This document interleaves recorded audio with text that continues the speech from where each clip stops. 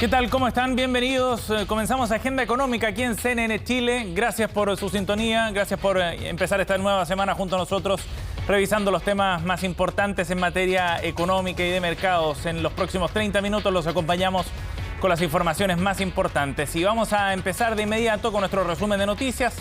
Un mapa de los temas que probablemente estén marcando la agenda durante esta jornada. 8 de la mañana en punto comenzamos con noticias políticas y lo que va a ocurrir el día de hoy en el Palacio de la Moneda. El presidente Gabriel Boric va a encabezar el primer comité político con sus ministros de Interior, con la ministra vocera de Gobierno, el ministro de las Express, también la ministra de la Mujer y Equidad de Género, que recordemos se ha incorporado también al comité político en esta administración, y con Mario Marcel, el ministro de Hacienda, que estará presente también en esta instancia. Muy relevante porque se darán las primeras señales también respecto a cuáles serán los temas prioritarios para los primeros días de trabajo, para las primeras semanas. Ya hay luces también en un fin de semana que estuvo cargado a las entrevistas, a tratar de comunicar a través de los medios cuáles serán los lineamientos más relevantes. Bueno, hubo algunas señales, por ejemplo, respecto a la reforma tributaria. Ayer Camila Vallejo, la vocera de Gobierno, reconocía que probablemente dentro de los primeros 100 días debería estar presentado este proyecto. Y Giorgio Jackson,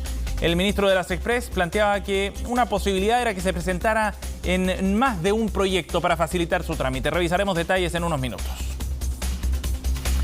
También vamos a estar hablando de inflación, el gran dolor de cabeza para la economía mundial en este 2022. El día viernes, quizás pasó colado en una pauta noticiosa que estuvo enfocada en el cambio de mando en Chile, pero en Estados Unidos se conocieron detalles de la inflación en ese país, la más alta anualizada en 40 años, 7,9% de inflación para la primera economía mundial. Fue un 0,8% la que se registró en febrero, es la sexta alza consecutiva y de esa manera entonces se va configurando un escenario preocupante para la economía global, no solo para Estados Unidos, sobre todo porque este dato no consideraría todavía los efectos de la guerra en Ucrania y el alza del petróleo, por ejemplo, lo que va a meter más presión a la inflación en el mundo. Esto se está viendo también en el Reino Unido, en otros países de Europa, también en España, acá en Chile, por supuesto. Bueno, en la entrevista del día de hoy vamos a analizar este tema. Estaremos en conversación con Sergio Tricio para también tratar de adelantar qué es lo que podría ocurrir esta semana. Hay reunión de la Reserva Federal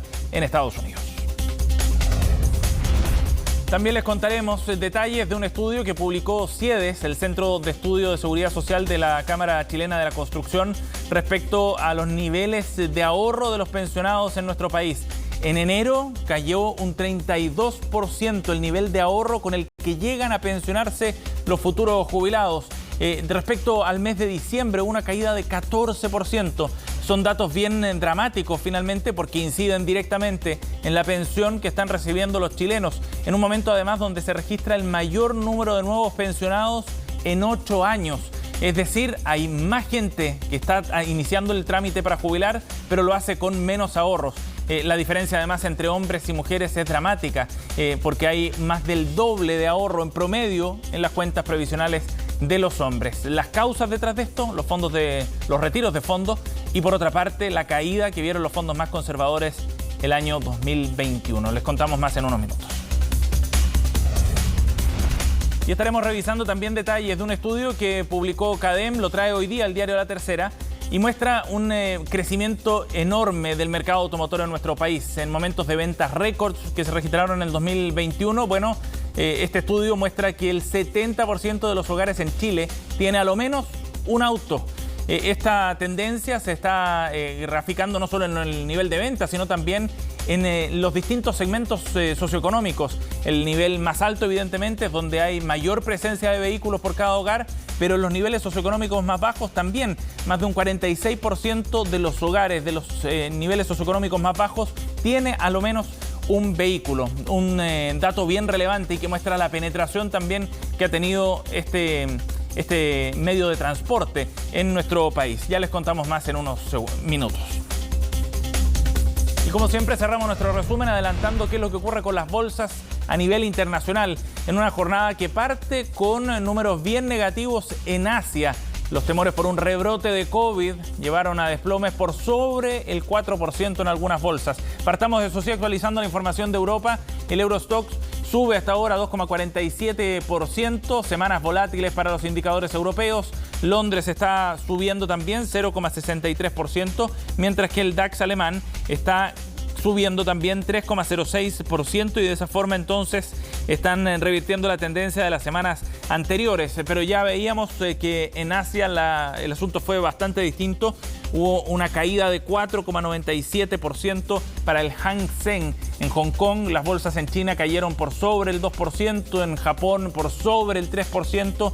Todo esto por los temores respecto a rebrotes en algunas ciudades chinas en particular y a un alza todavía sostenida de los casos de COVID-19 en Hong Kong como factores determinantes para estos números negativos y con una volatilidad también asociada a lo que está ocurriendo en Ucrania y a la posibilidad de algunos acercamientos entre China y Rusia que hagan expandir el conflicto más allá de las fronteras europeas. Recordemos que el IPSA, por último, el viernes pasado cerró con una subida de 0,53% en la plaza local. Bien, comencemos a revisar el detalle de las noticias, 8,6. Esta semana va a ser bien interesante para ver ya el despliegue y el trabajo del gobierno recién instalado el pasado viernes, encabezado por el presidente Gabriel Boric. Y hoy día en particular habrá comité político donde están los ministerios de Hacienda, de la SECPRES, de la CGGOV, el Ministerio de la Mujer, además de la presencia también de los presidentes de partido que conforman la coalición, incluyendo aquellos que no forman parte de Apruebo Dignidad. Estará en ese sentido el PS, el PPD, el Partido Radical y otros. Bueno, será una instancia para ir trazando ya el camino de trabajo y de priorizar también algunos de los temas en una agenda programática que está muy ambiciosa y que en ese sentido será bien desafiante también para el gobierno entrante.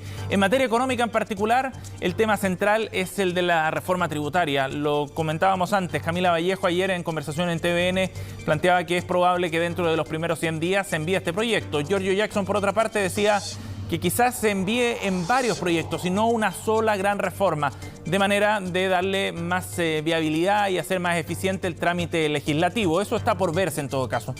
Probablemente Mario Marcel, el ministro de Hacienda, comienza a dar algunas señales en los próximos días. Pero ayer, en conversación con CNN Chile, pudimos profundizar en un punto bien relevante. Las 40 horas es uno de los proyectos también importantes en materia económica y laboral de este gobierno. El presidente Gabriel Boric, en conversación con CNN Chile, profundizaba en este punto. Lo vamos a trabajar en conjunto con, en particular, las pymes, bueno, por cierto, también con las grandes empresas.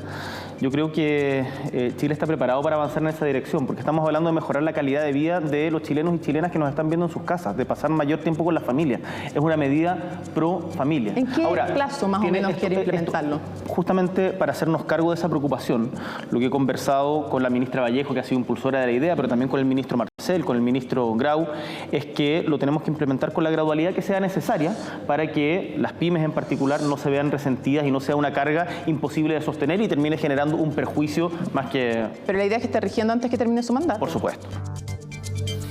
Bien, gradualidad aparece como una palabra clave, sobre todo pensando en los desafíos macroeconómicos que hay este año. Se espera un crecimiento menor al de 2021, en torno al 2%, y eso evidentemente que supone un desafío también para esta administración, sobre todo cuando lo que se busca, han dicho también desde el presidente a los ministros, que sea una reactivación económica inclusiva, por ejemplo, con el foco en la creación de puestos de trabajo para las mujeres y los más jóvenes. Eso debe ser compatible también con un aumento de la carga para quienes crean los puestos de trabajo, los empresarios. 40 horas evidentemente que parece como una meta de mediano plazo, no para implementarla pronto. Lo mismo ocurre con el salario mínimo, por ejemplo, y otros temas en esa línea.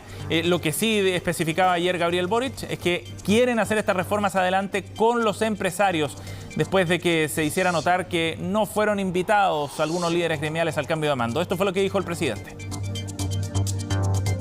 La verdad, yo no estaba encargado del protocolo de cada una de las invitaciones, pero lo que le puedo decir desde ya a los dirigentes de los empresarios es que las reformas que queremos hacer son con ellos, no contra ellos, y que por lo tanto los vamos a invitar a dialogar en lo sustantivo y vamos a conversar ahí con mi equipo de protocolo de por qué no se les invitó, pero había un tema de aforo también, o sea, hay mucha gente que no puede. ¿Debieron estar invitados? ¿Hubiera preferido que estuvieran? Mira, mientras más gente se sienta incluida, mejor, pero no había un ánimo de exclusión en este caso. Bien, ahí adelantábamos algunos de los temas entonces prioritarios. Los mismos ministros hicieron sus definiciones durante el fin de semana respecto a los asuntos que serán más relevantes, y también lo hacen aquellas otras partes o contrapartes interesadas también en avanzar en estos temas. Los líderes gremiales que reaccionaron también a las primeras definiciones del gobierno entrante. Detalles en la siguiente nota de Belén Vázquez. El gobierno del presidente Gabriel Boric ya está en marcha y hay que ponerse manos a la obra. La recuperación económica y una reforma tributaria asoman de momento como dos de las principales tareas de la nueva administración. Que tienen que ver con hacer una recuperación mucho más inclusiva en conjunto con el Ministerio de Hacienda, con el Ministerio del Trabajo y los distintos equipos. Entonces, estamos trabajando en eso y esperamos dar prontamente los anuncios al respecto. Aunque todavía no es seguro que sea el primer proyecto a enviar al Congreso, desde el gobierno han aclarado que la prioridad es la reforma tributaria. La idea es que esta contenga principios que puedan sustentar no solo el texto a tramitar, sino también el camino del futuro. Vamos a iniciar un diálogo con los distintos actores económicos y sociales en la perspectiva de lo que el presidente ha señalado como la idea de un pacto tributario. En los primeros 100 días, la nueva administración pretende lanzar un plan de recuperación inclusiva. Y es que, según han explicado, a pesar de que la economía está dando señales de repunte, aún hay rezagos de la crisis originada por la pandemia. Y vamos a buscar las formas también de que esos distintos cambios puedan ser absorbidos, ¿no es cierto?, por sobre todo la pequeña y mediana empresa, haciendo distintos tipos de apoyo. Ese es el espíritu del programa. Estamos en un momento en que necesitamos de parte del Estado colaborar con la reactivación económica de Chile, involucrando al sector público y al sector privado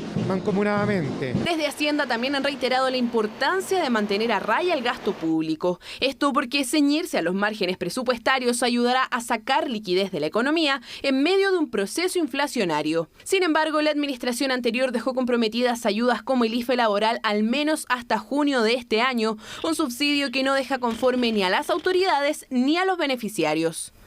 Porque ustedes saben que nosotros creemos que más que anuncios de bonos que signifiquen que los trabajadores queden más desprotegidos, tenemos que avanzar rápido en soluciones más permanentes.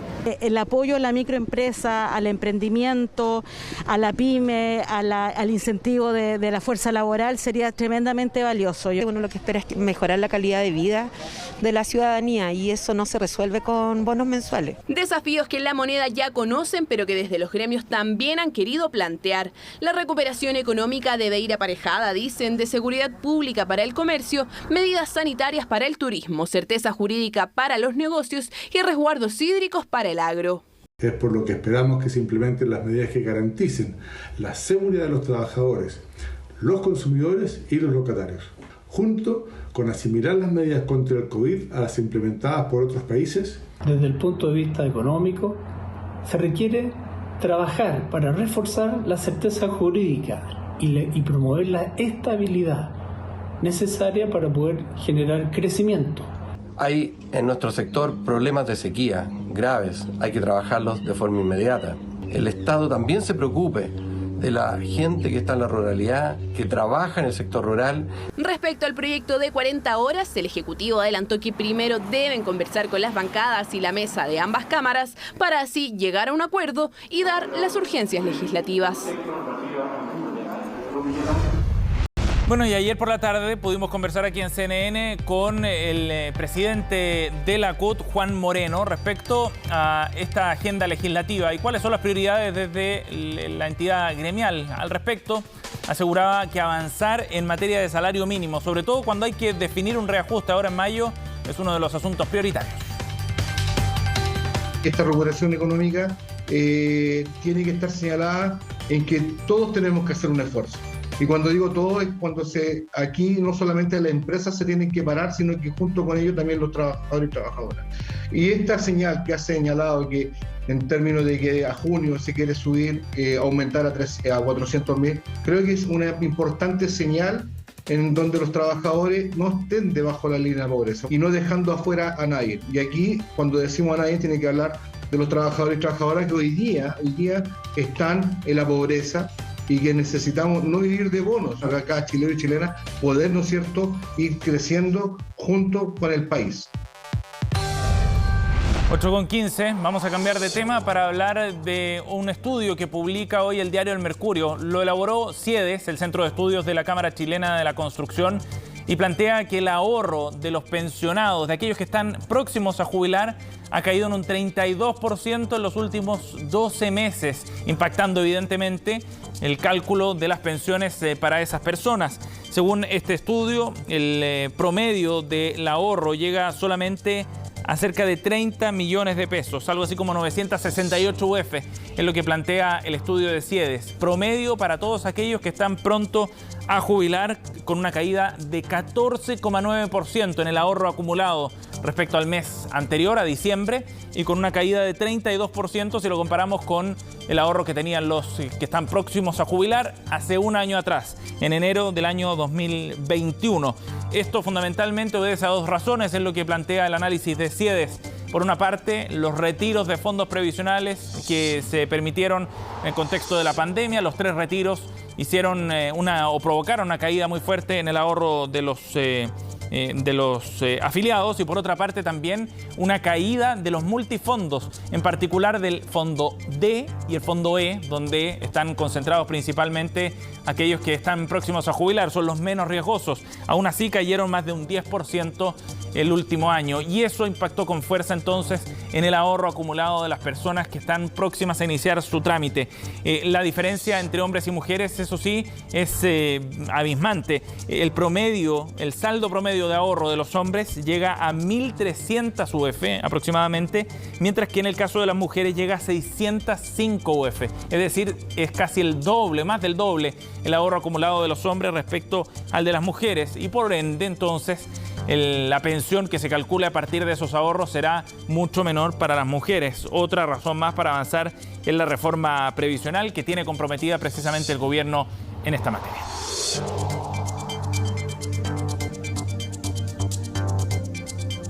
8:17, nos vamos a ir a una pausa. Al regreso hablamos sobre lo que está ocurriendo con la inflación en el mundo, los temores que hay respecto al avance. Bien, estamos de vuelta para conversar sobre inflación, la temida inflación que a nivel mundial está generando preocupación en Estados Unidos, en Europa también, sobre todo por los últimos datos. En Estados Unidos, por ejemplo, la primera economía mundial, datos que no se veían desde el año 1982. En Europa se repiten también esos datos que no se veían en 3 décadas, y evidentemente que eso es preocupante, sobre todo por el efecto que puede tener en un año que se verá además golpeado por la crisis que se está viviendo en torno a la guerra en Ucrania. Vamos a conversar de estos temas. Estamos en contacto con el gerente general de Rubix, Sergio Tricio. Gracias por el contacto, Sergio. Hola, muy buenos días, Sebastián. Sergio, bueno, analicemos primero los números que conocimos al cierre de la semana anterior en Estados Unidos, esta inflación que no se veía desde el año 82, los números más altos desde esa época. ¿Qué es lo que está ocurriendo con la inflación en Estados Unidos? ¿Por qué es preocupante, Sergio? Sí, la verdad que la inflación originalmente era algo deseado por parte de algunos bancos centrales del mundo, particularmente en Estados Unidos tuvieron muchos años una baja inflación y por lo tanto se generaron estímulos que permitieran aumentar esa inflación y se esperaba que fuera algo transitorio. Así comenzó todo, con planes de estímulo, bajas tasas de interés y se empieza a activar la economía post pandemia, aumenta la inflación, pero ahí viene hoy en día ya crítica respecto al manejo del Banco Central de Estados Unidos, en donde ha dejado por mucho tiempo las tasas bajas y estas medidas de estímulo, escapándosele esta inflación a niveles muy elevados. Las consecuencias, o más bien las razones de por qué esta inflación sube más durante este último tiempo, pasa por esta gran reactivación económica en el mundo, grandes estímulos en varias partes y también una cadena de suministro que se vio fuertemente afectada post pandemia. Todo eso, ahora la guinda de la torta es el aumento del precio del petróleo, que con esta situación que se vive geopolítica compleja entre Rusia y Ucrania, lleva también a impulsar aún más los precios. Y por lo tanto, hoy día ya se aleja la posibilidad de ser transitoria, sino que algo más persistente. ¿Y qué tan preocupante es ese escenario, Sergio? Bueno, siempre la inflación es algo no deseado porque afecta principalmente a las familias más vulnerables. Y eso tanto en Estados Unidos como en Chile. Lamentablemente, cuando la inflación se entromete en la economía, los precios aumentan y no aumentan de la misma forma los salarios, los ingresos. Y también eso termina repercutiendo en otras situaciones. Entonces, es muy complejo cuando se vive esto porque generalmente hay mucho descontento, hay mucho reclamo, claro. Y ahí ya podemos caer en políticas que sean también poco favorables para contener esto y para moderar la inflación. Particularmente sería echarle leña al fuego si es que, por ejemplo, se entregan bonos o se hacen ciertas concesiones para bajar momentáneamente algunos precios, porque de esa manera no se frena el consumo y finalmente sigue la inflación alta. Así que eso es lo problemático, que también cuando se entra en situaciones de inflación también es difícil salir de ellas. Sí. ¿Y cuál es el escenario para la Reserva Federal en Estados Unidos, Sergio? Esta semana, entiendo, tienen reunión también. Y el escenario, como decías tú también, es complejo, porque la guerra en Ucrania y Rusia no sabemos cuánto tiempo más se podría prolongar y cuáles pueden ser los efectos para la economía a nivel global. Es una difícil encrucijada para la Fed. Sí, es muy complejo porque también muchas veces la inflación tiene dos ámbitos. Algo que se genera internamente por muchos estímulos, por mucho consumo, porque hay una economía sobrecalentada, pero en este caso, si bien existe ese fenómeno, también tenemos un factor externo que son los precios de las materias primas, y particularmente el precio del petróleo tiene una directa relación con periodos más o menos inflacionarios. Entonces, ¿qué se puede hacer ante eso? No mucho, hay que contener la parte del gasto, del consumo, pero si se mantienen los precios altos del petróleo, de todas formas la inflación va a seguir manteniéndose elevada. Entonces, ese es un aspecto que es difícil de manejar, y también en cierta medida quizás Putin, siendo estratega y también inteligente en este conflicto, se ha aprovechado un poco de esa situación. Ya con un precio del petróleo antes de la crisis $80, hoy día sobre $100, también está impactando estratégicamente a la economía global por este aumento en la inflación. Entonces, es difícil saber cómo manejar esto. La Reserva Federal está empezando a subir las tasas esta semana. Veremos con cuál rapidez y hasta qué punto va a subir las tasas. Esa es la gran incógnita que viene hacia los próximos meses. Sergio, ahora la preocupación para el resto del mundo con estos niveles de inflación en Estados Unidos o incluso con los que hay en Europa es cómo esto puede golpear también al crecimiento económico a nivel global. ¿Es un obstáculo para eso? Sin duda, porque el gran riesgo es cómo actúa la política monetaria en situaciones como esta, en donde tenemos alta inflación, esa alta inflación se controla subiendo las tasas, pero hay un factor externo que es el precio del petróleo, que es difícil de controlar. Entonces, generalmente cuando ocurren este tipo de situaciones en que hay alta inflación, se suben las tasas y eso puede generar una recesión. Ese es el gran problema a mediano plazo que está por dilucidarse. Si realmente estas alzas de tasa se hacen de manera un poco exagerada, que termina afectando la economía y entramos en ese fenómeno que es tan poco atractivo desde el punto de vista económico, que se llama estanflación. Estancamiento económico con alta inflación. Ese es el peor de los mundos. Se habla mucho de eso ya hace un tiempo. Y eso obviamente podría afectar a todos los países al mantener un bajo crecimiento y mucha inflación, que eso es sin duda lo más nocivo para las personas más vulnerables, para los hogares más vulnerables. ¿Y qué tan factible es ese escenario a tu juicio? Yo creo que es difícil de anticipar. Hay varias señales que están hablando de esta situación. De todas formas, el crecimiento económico este año debería mantenerse fuerte. La dificultad está en predecir que viene quizás de cara al segundo semestre, fines de este año, próximo año, en donde ahí podemos ver todos estos cambios, qué repercusiones tienen económicamente hablando. Y por ahora yo creo que todavía la situación es de esperar y ver, estar atento a cómo se va desenvolviendo este escenario económico, y ahí juega un rol muy importante la Reserva Federal, porque si la Reserva Federal logra subir las tasas, controlar la inflación, pero no afectar de forma importante a la economía, eso puede mantener todo relativamente sano. Y también siempre va a jugar un rol importante China, que China ha estado bastante debilitado en los últimos años y podría tener algo que decir también en este repunte económico. Lamentablemente Europa se ha quedado un poco atrás y ahí juega un rol importante también Rusia-Ucrania, que eso podría seguir también manteniendo el crecimiento económico más debilitado por la incertidumbre que genera. Sí, golpeando a todo el mundo, por cierto, en la pasada. Sergio, muchísimas gracias por conversar con nosotros esta mañana, muy amable. Listo, que estén muy bien, Sebastián. Adiós. Chao, buen día. 8:27, así estamos cerrando Agenda Económica. Gracias por acompañarnos. Ya viene Conexión Global y las noticias internacionales. Que tengan un buen día.